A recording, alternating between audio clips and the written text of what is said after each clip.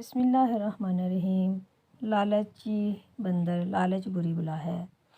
مری ایک خوبصورت شہر ہے جہاں مختلف علاقوں سے لوگ گھومنے آتے ہیں۔ ارد گرد کے علاقے جہاں پہاڑ اور بڑے درخت ہیں، وہاں کئی قسم کے جانور رہتے ہیں۔ بندروں کے خاندان بھی وہاں بڑی تعداد میں ہیں۔ ان میں ایک بندر بہت لالچی اور شرارتی تھا۔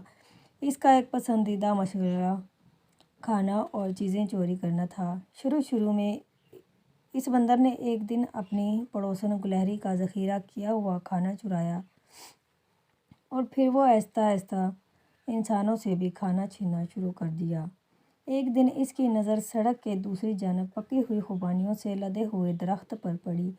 اس کے منہ میں پانی بھر گیا اور اس نے بے صبری سے اپنے ہونٹ چاٹے۔ سڑک کے دوسری طرف جانے کے لیے اس نے ایک چلتی ہوئی گاڑی پر چھلانگ لگائی اور گرتے گرتے بچا۔ پھر گاڑی سے چھلانگ لگا کر ایک درخت کی ٹہنی سے جھولتا ہوا وہ ایک درخت سے دوسرے درخت پر چھلانگیں لگاتا ہوا خوبانی کے درخت پہ جا پہنچا۔ وہ خوبانیاں توڑتے جاتا اور کھاتے جاتا۔ بہت سی خوبانیاں اس نے ہاتھ میں پکڑ رکھی تھیں۔ اچانک ٹہنی اس کے ہاتھ سے چھوٹ گئی اور وہ بلندی سے سڑک پہ جاتے ہوئے سائیکل سوار کے ٹوکرے میں گرا۔ سائیکل سوار کا توازن برقرار نہ رہا اور وہ سائیکل سمیت جھاڑی میں جا گرا۔ ٹوکری گلاب کی پنکھڑیوں سے بھری ہوئی تھی، اس لیے بندر کو چوٹ نہیں لگی۔ اسی دوران اس بندر کو احساس ہوا کہ لالچ بری بلا ہے۔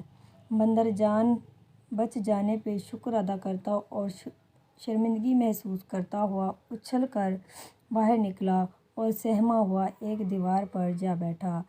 تھوڑی دیر بعد اس کی نظر دو لڑکوں پر پڑی جو اپنے ہاتھوں میں پاپ کارن کا ایک بڑا تھیلا پکڑے ہوئے تھے۔